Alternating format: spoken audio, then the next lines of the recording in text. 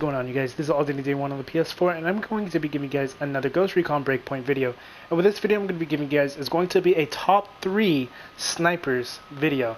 So there's not going to be standard or optimal top 3s in this, just because of the fact that, you know, I don't think it really matters for this particular weapon type. I think the snipers itself are all all of them are really good, and I'm not talking about DMRs, so I'm just going to go ahead and go over all the snipers so that you can see. And don't worry, none of these snipers are going to be available. Sorry, you're going to hear my brother. None of these snipers are available in the Ubisoft store. You unlock all these weapons in the game, so we're going to go ahead and just take a look at them. The Recon A1, it's not fully maxed out, it just needs one more, which is the reload time or reload speed. But as you can see, the accuracy is not bad at all. Range is not, I'd say that range is average. But where the Recon A1 really shines at is the fact that it does have more mobility. As you can see, it says highly agile, so it allows you to move allows you to move a little faster with this weapon equipped versus using any other weapon. But it's not by much. It's not, I wouldn't say there's really a noticeable difference. So that's why for me the Recon A1 is one of the worst snipers. It's not a bad sniper, but it's just definitely not a good sniper in comparison to the other ones by far. The passives you get on here is plus 9% damage to drones, plus 10 reload speed, and plus 20 mobility. As you can see, that mobility comes from, will allow you to push this a little bit higher. So that's probably why I haven't really noticed, because I don't have it necessarily unlocked. So when I do end up getting this unlocked, obviously you'll be able to move a lot more freely, not freely, but a lot faster than having any other weapons equipped. But the damage to drones is really nice because it doesn't require you to get a kill. Up next is the M82. So the M82 has a really high recoil to this weapon. It is one of the stronger snipers in the game, one of the strongest snipers in the game, but the recoil is kind of what throws it off a little. It's kind of like the TAC 50 in a sense, but it's a TAC 50 without the range.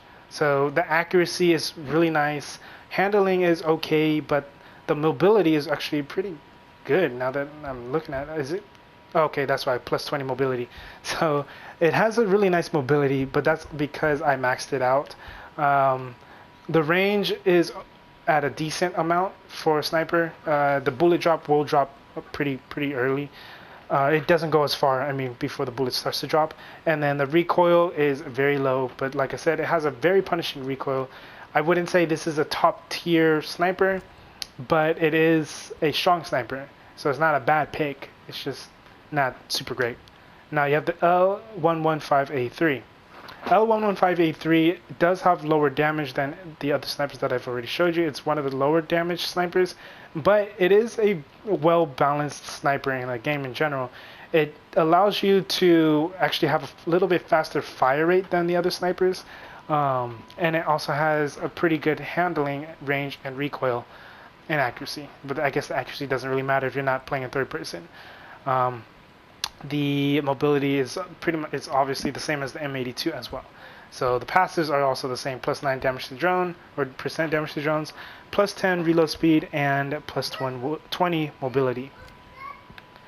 Up next is the Scorpio. So the Scorpio, just like the L115A3, has about the same damage. Actually, I think the Scorpio has a little bit more damage.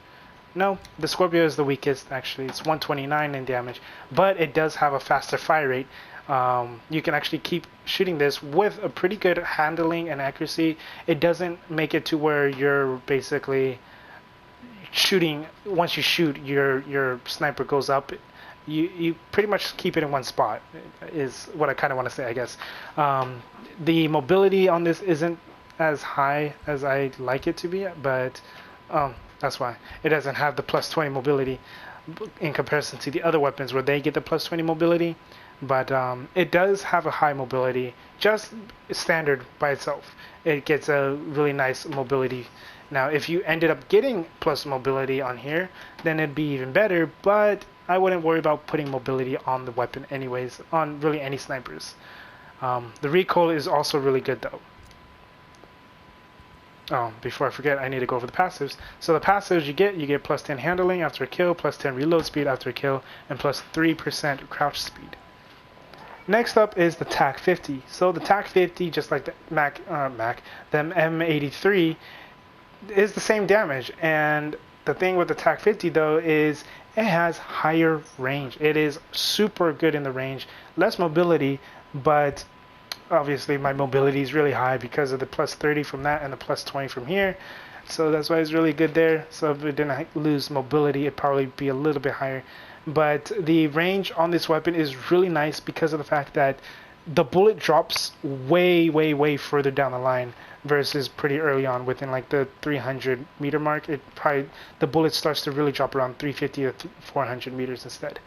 Handling and accuracy on this weapon is also really good. I don't know if it's because I have the bipod on, but yeah, the accuracy and handling is really nice on the TAC 50.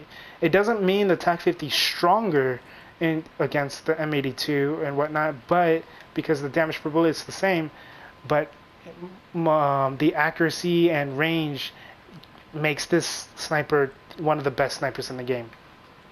And then the passive bonuses you get plus 9% damage to drones, plus 10 reload speed after a kill, and plus 20 mobility.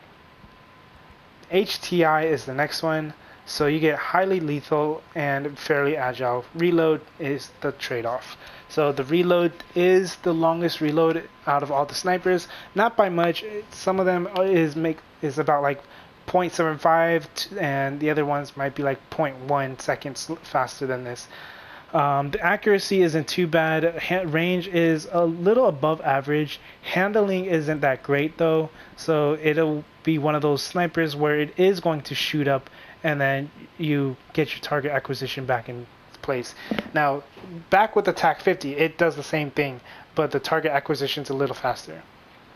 The passives are the same, plus 9% damage to drones, plus 10 reload speed after a kill, and plus 20 mobility. And then the last one is the Zastava. So the Zastava comes from the bounty. Where is it? Rosebud. Yeah, it comes from Rosebud.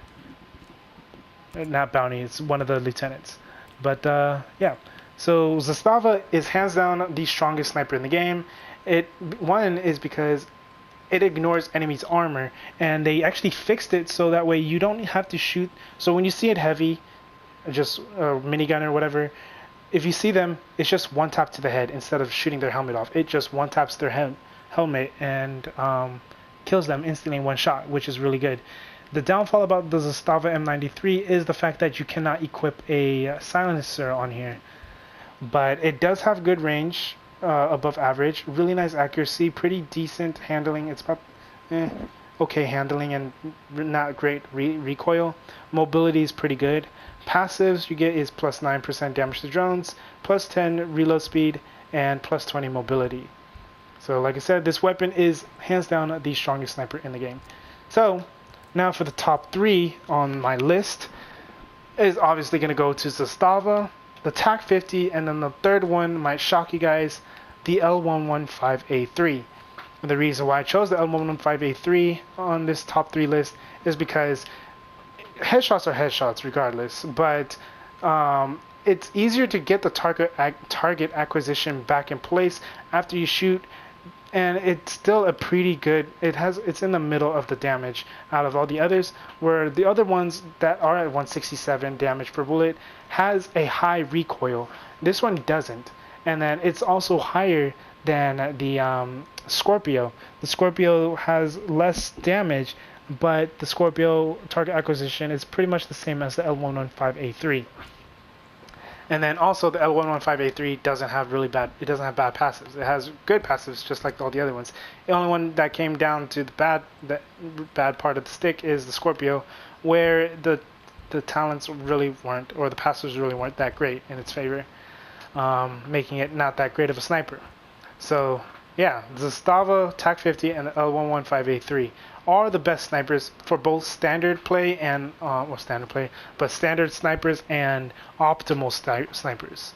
But yeah, that's pretty much it with this video. I know this is pretty short. I think this one was really easy because there's not that many snipers in the game in comparison to ARs or I guess SMGs. SMGs really isn't that much. I guess the ARs is the only one that kind of took long.